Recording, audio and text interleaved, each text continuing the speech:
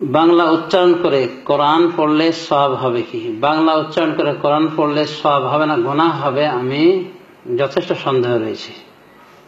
কারণ বেশ কিছু আলেম বলছেন যে বাংলা উচ্চারণ করে বা মাতৃভাষায় যে কোনো ভাষা আরবি বাদ দিয়ে উচ্চারণ করলে উচ্চারণটা সঠিক হয় না, বরং বেঠিক হয়ে যায়। বিশেষ করে ইংরেজিতে যদি উচ্চারণ করে একবারে হাড় হাড্ডি সব ভেঙে যায় কোরআন আয়াতগুলির, তো এভাবে বিকৃত হয়ে যায়। এই জন্য ওলামায়ে দ্বীনের কথা, যোগ্য যোগ্য ওলামায়ে দ্বীন, যে এভাবে উচ্চারণ চলে না।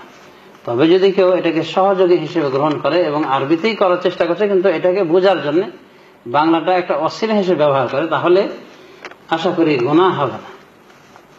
আর যদি বাংলা উচ্চারণ করে যদি সে এভাবে কোরআন পড়ার চেষ্টা করে তাহলে সমস্যা রয়েছে। কারণ এরকম উচ্চারণ বাংলা, ফার্সি, আরবি, হিন্দি, ইংরেজি এগুলো গর্হিত কাজ বলা হয়েছে। কারণ এভাবে কোনো ক্রমেই আরবির সঠিক উচ্চারণ আসবে না। অতএব সওয়াব পাবে কিনা বিষয়টা অনেক বিতর্কিত। এজন্য উচিত এই জাতীয় ভাইদের অতি তাড়াতাড়ি আরবি শিখে না। বর্তমানে বাংলাদেশে আমি লক্ষ্য করতেছি যে ওই কারি রমাদান আলী, উনি একটা কারিয়ানা পদ্ধতি জারি করেছে, বৈজ্ঞানিক পদ্ধতি। তো বেশ আপত্তি রয়েছে বিদাতি তরিকা। আমি লক্ষ্য করতেছি ওই ওঝাদের মতো করে ওই গানের মতো করে সুর ধরায় নারী পুরুষকে।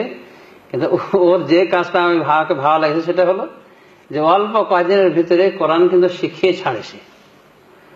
তো কোরআনটা তার পদ্ধতিতে শিখে না যেতে পারে, বিশেষ করে যে পদ্ধতিতে সে উচ্চারণ করে থাকে ওই শেখানোর জন্য। মানে উমুকের মতো দেখা যায়, তার নাম আলিফ, তার নাম আলিফ, লাঠির মতো দেখা যায়, এবার নৌকার মতো দেখা যায়, তার নাম এ, তার নাম সে। এভাবে একটা জাহেল মূর্খকে শেখানোর জন্য বলা যেতে পারে এই পদ্ধতিটা তার আমাকেও ভালো লেগেছে। কারণ অনেক মূর্খ মানুষ গোটা বাংলার জমিনে, হাজার হাজার মানুষ তার মাধ্যমে এই কোরআন শিখে ফেলেছে। অসুবিধা নেই, এভাবে শিখে নেওয়া যায়।